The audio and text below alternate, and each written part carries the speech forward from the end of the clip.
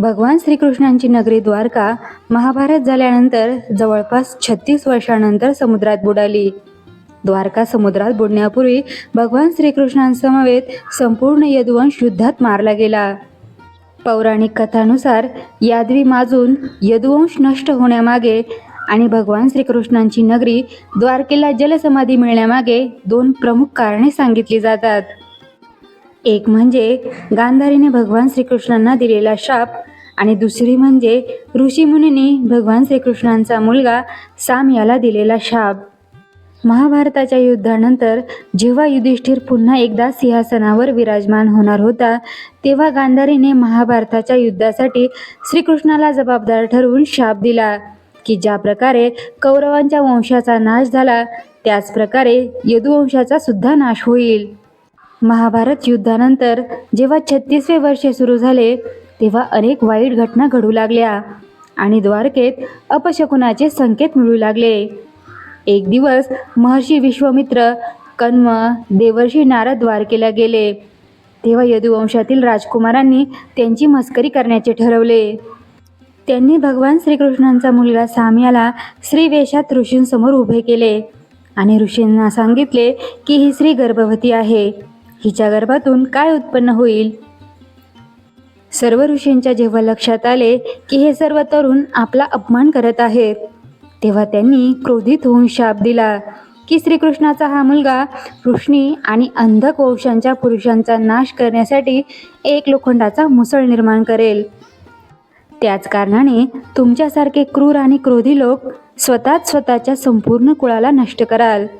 त्या मुसळाच्या प्रभावाने फक्त भगवान श्रीकृष्ण आणि बलराम वाचतील. भगवान श्रीकृष्णांना जेव्हा ही गोष्ट समजली तेव्हा त्यांना खात्री होती की हा शाप खरा ठरणार. ऋषींच्या शापाच्या प्रभावामुळे सामाने दुसऱ्या दिवशी मुसळ निर्माण केला. जेव्हा ही गोष्ट यादव राजा उग्रसेन याला समजली तेव्हा त्याने त्या मुसळाचा चुरा करून तो समुद्रात फेकून दिला. त्यानंतर द्वारकेमध्ये भयंकर अपशकुन होऊ लागले. प्रत्येक दिवशी वादळे येऊ लागली. नगरांमध्ये उंदरांची संख्या इतकी वाढली की रस्त्यावर माणसांपेक्षा उंदीरच जास्त दिसू लागले. ते रात्री झोपलेल्या माणसांचे केस आणि नखे कुरतडून खात असत. गायीच्या पोटातून गाढव, कुत्रीच्या पोटातून बोका आणि मुंगसाच्या गर्भातून उंदीर जन्माला येऊ लागले. भगवान श्रीकृष्णांनी जेव्हा नगरामध्ये होणारे हे अपशकुन बघितले तेव्हा त्यांना कळून चुकले की गांधारी देवींचा शाप खरा होण्याची वेळ समीप आली आहे. हे सर्व अपशकुन आणि सोबतच चालू पक्षाच्या 13व्या दिवशी असणारा अमावस्येचा योग अगदी महाभारताच्या युद्धाच्या वेळी असलेल्या क्षणासारखा होता. गांधारीचा शाप अटळ आहे हे लक्षात आल्यावर भगवान श्रीकृष्णांनी द्वारकेतील यदुवंशीयांना प्रभास तीर्थावर जाण्याची आज्ञा दिली. श्रीकृष्णाच्या आज्ञेचा मान राखून सगळे राजवंशी समुद्र किनाऱ्यावर प्रभास तीर्थावर येऊन राहू लागले. महाभारत युद्ध समाप्त झाल्यानंतर यादवांच्या प्रभावात मोठ्या प्रमाणात वाढ होते. वर्चस्वासाठी त्यांच्यात भांडणे व्हायला लागली.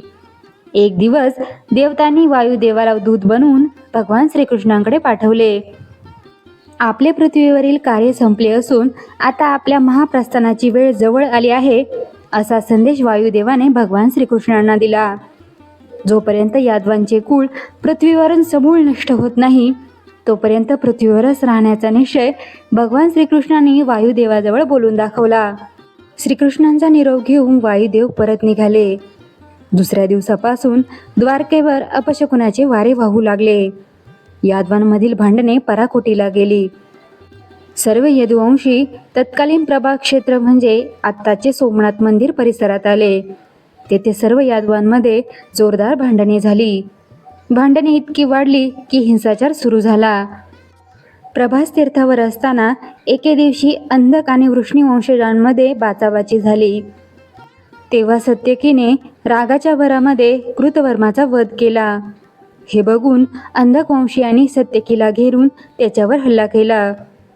सत्यकीला एकटे पाहून श्रीकृष्णाचा पुत्र प्रद्युम्न त्याला वाचवण्यासाठी गेला. सत्यकी आणि प्रद्युम्न दोघेच अंधक वंशीयांशी लढले, परंतु त्यांचे बळ कुठेतरी अपुरे पडले आणि अंधक वंशीयांनी रागाच्या भरात दोघांचा वध केला. आपल्या पुत्राच्या आणि सत्यकीच्या वधाने क्रोधित होऊन श्रीकृष्णाने हाताने जमिनीवरचे गवत उपटले. दुसऱ्या क्षणी ते सांबाने निर्माण केलेल्या लोखंडाच्या मुसळामध्ये परावर्तित झाले. त्या मुसळामध्ये इतकी शक्ती होती की एका घावात ते समोरच्याचा प्राण हिरावून घेत असे. श्रीकृष्णाने प्रभास तीर्थावर जाऊन त्या मुसळाने सर्वांचा वध करण्यास सुरुवात केली. श्रीकृष्णांच्या डोळ्यात देखत सांब, चारुदेष्ण, अनिरुद्ध आणि गद या महावीरांचा मृत्यू झाला. श्रीकृष्णाने रागामध्ये इतर सगळ्याच यदुवंशीय वीरांचा वध केला. तेव्हा त्यांनी आपला सारथी दारुक याला सांगितले की तू हस्तिनापूरला जा आणि अर्जुनाला या सर्व प्रकाराबद्दल माहिती दे आणि त्याला द्वारकेला घेऊन ये. दारुकने श्रीकृष्णांची आज्ञा पाळली. इकडे श्रीकृष्ण पुन्हा द्वारकेला परतले. त्यांनी सर्व गोष्ट पिता वसुदेवांना सांगितली. यदुवंश नष्ट झाल्याचे दुःख वसुदेवालाही झाले. काही वेळातच संपूर्ण यादव वंशच समुद्रात सामावले गेले. यादव कुळाचा अंत झाल्यानंतर बलराम समुद्रकिनारी गेले. बलराम यांच्या मुखातून विशालकाय नाग बाहेर पडत असल्याचे श्रीकृष्ण आणि त्यांचे सारथी दारुक यांनी पाहिले. काही वेळातच तो नाग समुद्रात सामावला गेला. बलराम हे शेष नागाचे अवतार होते. त्यामुळे शरीर त्यागून मूळ रूपात आल्यावर ते समुद्रात विलीन झाले. त्याच ठिकाणी बलराम यांचे मंदिर बांधण्यात आले आहे. बलराम यांनी देहत्याग केल्यानंतर श्रीकृष्णांनी आपले अवतार कार्य संपवले. द्वारकेत जे लोक शिल्लक राहिले आहेत त्यांना अर्जुनासोबत जायला सांगा. सर्व नागरिक अर्जुनासोबत गेले की समुद्राकडून जमीन घेऊन तयार करण्यात आलेली द्वारका नगरी पुन्हा समुद्रात सामावली जाईल.